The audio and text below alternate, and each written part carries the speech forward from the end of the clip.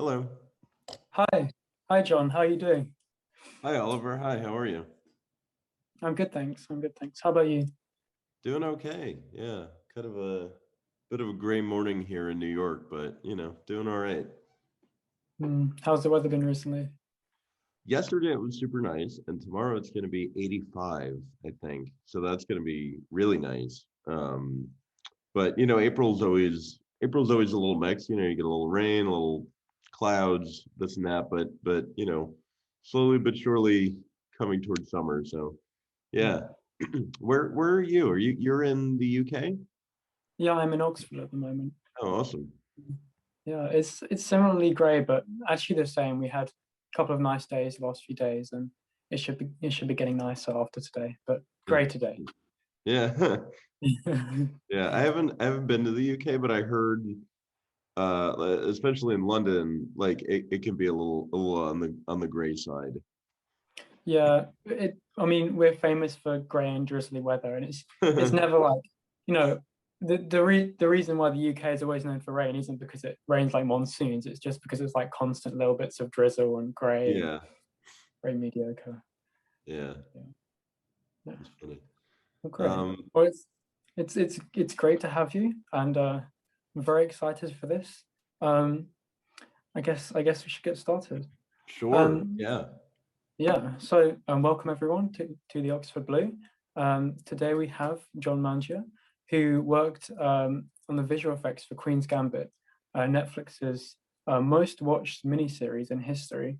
It's won multiple Golden Globes and very recognizable for its strong use of visual effects, actually. And I guess we'll get into that. But I guess, John, do you want to start by talking about, like how long this project has been and sort of how you got into working with Netflix on this? Sure. Yeah. Well, first off, thanks for having me, Oliver. Very happy to be here and chat about the show. It was a really great show to be a part of. It was a lot of fun working with the director Scott Frank, the cinematographer Stephen Meisler, the production designer Uli Hanisch, and the editor Michelle Tesoro, amongst and as well as the producers Bill Horberg and Alan Scott. The way I actually ended up getting involved with the Queen's Gambit was through the main visual effects vendor on the show, Chicken Bone Effects. They have an office in Los Angeles and in New York. And so basically, I joined the show pretty early in pre-production, which is quite typical for a visual effects supervisor. And uh, the entire project ran about a year and 3 months or so.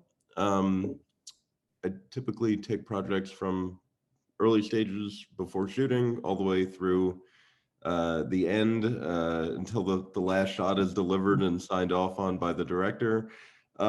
So yeah, I mean that's kind of a little overview of it. Just speaking about the project itself, we did over 700 visual effect shots, many of which are hopefully invisible to the average viewer or even a trained eye. Um, yeah, we did all kinds of stuff from the chess pieces on the ceiling to set extensions and all kinds of other fun stuff. Mm. And you've worked on shows like Westworld previously as well. You've had. I did not do Westworld.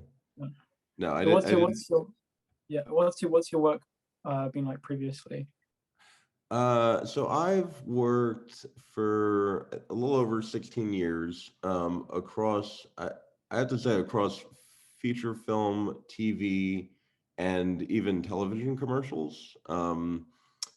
I've dealt with projects that have very small kind of indie film kind of budgets. I worked on Beasts of the Southern Wild, which was sort of like a breakout hit a bunch of years ago, and also movies that were like $200 million blockbusters like Spider-Man and Green Lantern and Men in Black 3 and Well, bunch of films like that where you have these just massive scale visual effects shots. So it's been really a fun mix, I have to say, over the course of my career. and how did that career start? I mean, very early on, in childhood, I have to say. I mean, like, or the first inklings of it. I when I was 6, I think I saw Star Wars at a friend's house on VHS, and I was instantly amazed by it, especially because my family hadn't exposed me to it. I was, just completely so curious about how the visual effects were done back then. I mean, I don't even know if the term visual effects was established. I think people still called it special effects, but um, yeah, and a lot of the other movies of that era, the 70s and 80s type movies like The Abyss, which maybe that was 90s. I'd have to check, but um, Poltergeist, Ghostbusters, all those older movies that had a lot of like practical work and miniatures and models and stuff, and then movies like The Abyss that started to incorporate CG, which was one of the first films to do that, Jurassic Park. So it's really always been a kind of a theme in my life. And when I was in high school, I started experimenting with graphic software like Photoshop, things like that. Started learning programming a little bit, and started getting dabbling in computer graphics, or at least whatever was accessible to me at the time, because back then, they were running things on like super expensive computers. Back in the 90s, and doing whatever it was, 30 shots for Jurassic Park was like an incredible feat, to have done CG on that. I mean, I didn't do it, but for the people that did, um, yeah. So, and from there, it sort of just kind of grew as an interest of mine throughout college, and eventually did a graduate program tailored specifically to visual effects to really further expand my knowledge. And from there, just started working and hustling and, learning the craft and working with people over the years. Yeah. Nice. And what did you start doing at college before your graduate program? So I was doing a degree in business and computer information technology kind of stuff. I also did, I feel like art has always been sort of a component of my life. I did some art history type classes to further my knowledge of that. Again, like more computer programming type classes, because I was sort of savvy in that. Though today I'm not, I can program a little bit, but I wouldn't say I'm like a coder really. But sometimes those things come up for work. Um, yeah, and then yeah, and I started kind of making short films in college, um, and as part of that, started doing more visual effects type work, because again, the software was more accessible, and I always had that early interest in it, and I was so curious as to how I could incorporate that into my own little short films. Yeah. It's interesting what you said about art and art history, because like for so much of history, art has been about painting and about sort of sculpture, and now we live in this digital age where there's so much more breadth as to what you can do, and something like your work, it can be considered art and can be considered really creative, but it manifests in a completely different way. Yeah, I mean, I have to say, like, I mean, in terms of visual effects, I mean, it is, I would say 100% it is art. It's art and technology fused. It's, I don't know if there is a more fused form of art and technology than visual effects. I mean, there might be arguably, but at least to me, it's like the perfect marriage of the two, and it lets me kind of express sort of both both aspects of myself, both aspects of my interests and things, and of course, whenever I approach a project, the art is number one, the story is number one, and everything we do, all the technology we use in order to tell that story, to bring that art to the screen, that that's secondary to the technology. The technology is just a tool. It's just another way of, you know, doing things.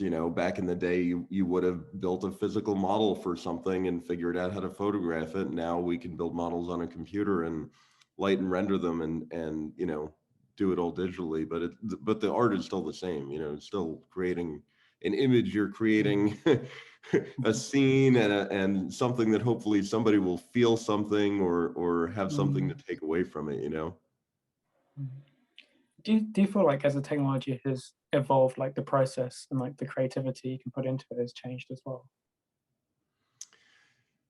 I mean, yes, like the technology changes all the time, even just the last couple of years. I mean, looking at shows like The Mandalorian and the virtual production kind of technology, the LED walls, which I feel like I don't have a single meeting anymore where somebody doesn't ask if I've worked with that kind of technology. So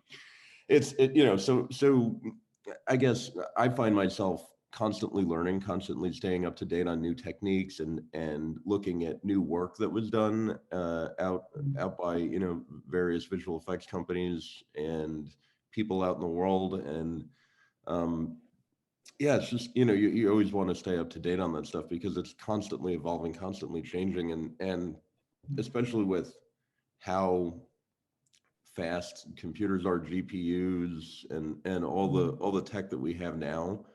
Everything's just getting, I think, one, more accessible to a lot more people that didn't have access to it before, and two, a little bit more interactive.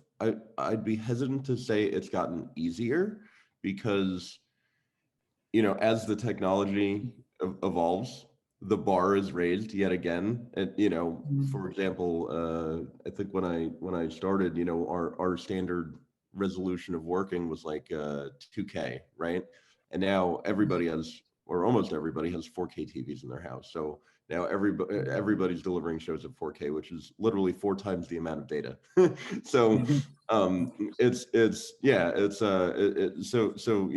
bar is raised like that. The bar in terms of creativity, if you look at the content that was produced and the quality of the content and the quality of the visual effects work specifically, we're now delivering what I would say is pretty darn close to feature quality work on episodic television series, which 15 years ago was unheard of.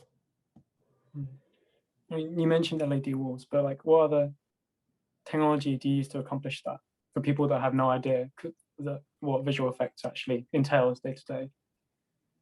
Oh, like the specific softwares? Yeah. Sure. Yeah. So depending on what we need to do, there's a lot of different software that's used in visual effects. We use things like Photoshop, which a lot of people have probably used for matte painting. Like Matte paintings are, for those that don't know, sort of extensions of a scene where we create a landscape. You could think of maybe some of the sort of epic scenery you've seen in Lord of the Rings, where they took plates of New Zealand and built these amazing vistas and landscapes and created Mordor and all these other fantastical places. Or like in the case of the Queen's Gambit, recreating the 1950s and 60s, recreating Las Vegas. So Photoshop had a hand in that. Other software for 3D, we use things like Maya, which is very common for animation and general purpose 3D. Houdini, which is used a lot for effects and simulations, but can be used for other things as well. Blender, which is a fantastic open source and free 3D software, which has really just come so far over the years and is really just a fantastic piece of software now. For compositing, which is basically the step in visual effects where we take all the elements and the original photography that was created for a shot and we seamlessly assemble it into, you could think of it as Photoshop in motion. We use a piece of software called Nuke. And I mean, there's tons of other, specific purpose software for crowd simulations and other sorts of things, but that's like the general, the general go-to kind of stuff. Yeah. I mean, like looking at the film's locations and sort of the places where the things are actually shot. A lot of it seemed to be places like Germany that you really wouldn't expect to associate with the things you were filming, like as you said, like Vegas or that the infamous boarding school. Is that often something where visual effects kind of allows the directors to shoot in a way that they wouldn't otherwise be able to? Yeah, I mean, absolutely. I think, visual effects has a lot of uses in film and TV. One aspect of it is visual effects makes it easier to do a show that takes place across multiple locations or impossible places or different time periods. Sometimes visual effects is used to just help out the production. Sometimes we help and clean things up that are otherwise would have been really hard to clean up or remove. Periodization of, for example, like we had shots, on the street outside of Beth's house, and some of the neighbors' houses, we didn't control those houses, so some of them had like little air conditioners and satellite dishes and things that had to be removed to make sure it was period accurate. So small things like that. Visual effects also has a hand in addition to obviously the very large stuff. I think, specifically for the locations in Germany, I think a big reason why the production chose Germany is because, one, we had to be in Europe for parts of the show, in various, Paris and other places in Europe. Um, Also, we needed scenery that sort of felt very Russian when we're in Moscow. Um, so obviously there's a whole section of Berlin that used to be East Berlin, which has a lot of that Soviet kind of architecture, and that helped really for almost one whole episode serve as a backdrop there with the help of some visual effects, set extensions, and adding the Kremlin and some of the other scenery that you've seen. What would you say your favorite effect was for the show? Oh man, that's a tough one. It's hard to pick just one thing. Can I pick two? You can pick two. Yeah. Okay. I think my two favorite scenes would probably be one, the chess pieces, because it was such a unique thing to work with Scott Frank to develop. It's something that there is no real world reference for, at least not until now, until the next time somebody has to put chess pieces on the ceiling of a room. Yeah, so that was like a really fun, purely creative task. And I would say also Las Vegas was really a lot of fun to create. We did a ton of research into all the signage and the buildings and the layout, the geography, and where the light would be based on where we were and where the fictional Mariposa Hotel could have been, given the real buildings that we had to see around it to place it in Las Vegas. So that was a really, really fun few shots to work on as well. And what kind of work would you like to do in the future now that you've done something that's got so much critical acclaim? Oh man, I mean, I would have to say, like, my appreciation for visual effects runs quite deep, given that I've kind of dedicated my entire life to it. I would love to do I'd love to do like a project kind of like Queen's Gambit, but like even larger. I mean, I love the work that's being done on The Crown. That it's just really, really fantastic type work. I also have an appreciation for, like, I feel like everyone loves a good disaster film, like the stuff in Godzilla versus Kong. That was really fun to watch. Uh, I don't know, superhero movies, maybe, but I kind of like something with a really good story. I feel it's really nice to be able to tie our work in with the story a little bit. I, I mean, I guess, you know, you could say that, yeah, the visual effects in a superhero film are tied in, but it's not something that like it immediately attracts me to the visual effects of Mm, project, you know? Yeah. mm, A lot of it really is the filmmakers involved, the people involved, you know. It's great to work with a great team of people that are all really mm, super passionate about what we're creating. I've definitely worked on projects in the past where that wasn't the case, you know, where every crew mm, member wasn't, you know, super into what we were doing, and some people were just kind of showing up mm, because it was a job. And I like to really dedicate myself 100% to what I'm doing and really like live in that show's world for, you know, a year of my life. mm.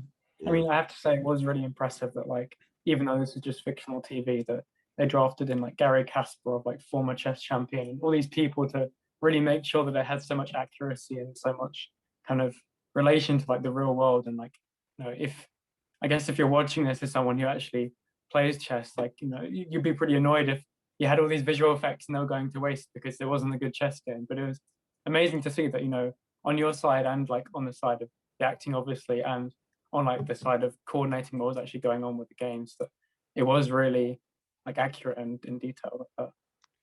Yeah, that was, you know, I have to say that was a obviously a challenge in the project. It was, you know, I feel like every project that you work on as a visual effects Mm, supervisor, you end up learning something new that you had no idea about before, you know.